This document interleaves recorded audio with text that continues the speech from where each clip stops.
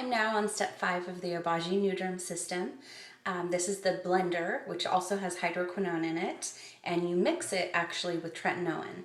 So tretinoin is the retin-A, and it comes in a few different strengths. It comes in 0.025, which is kind of on the low end if you have sensitive skin. I know they do have even lower percentages that you can find out there, but that's the lowest that I think I would use.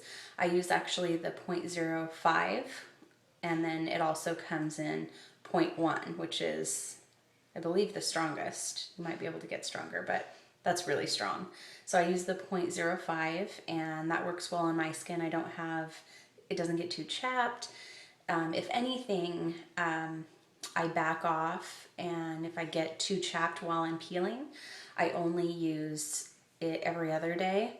And some people even use it every third day if they have really sensitive skin. So you need to gauge yourself. If you're really red and chapped and it's embarrassing to go out in public, go ahead and back off. You don't need to use it every day for this to be effective. It's very strong, and for those of you who can use it every day, consider yourself lucky.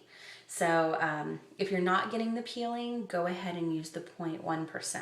But I would start as a gauge at the lowest percentage that you can. You don't want to hyper-exfoliate your skin because you will end up with it being too chapped and red. Kind of the standard is 0.05.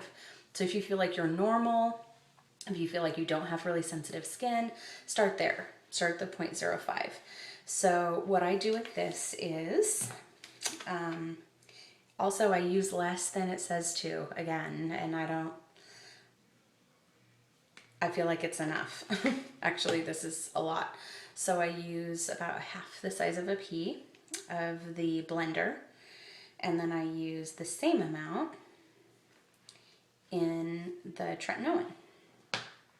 And then what I do is I use my fingers this way and then this way, so it kind of blends itself, and then dot it on. Like I said, this is more than enough product to do my face and my neck. That's another thing, is in these videos I have not been doing my whole neck.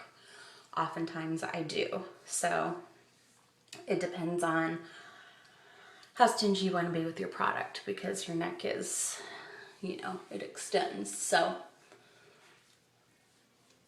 all the way down. So sometimes I go ahead and go all the way down with it, but not every time.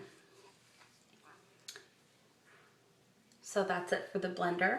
Again, post any questions that you have on this clip, and I'll answer them if I have the answer.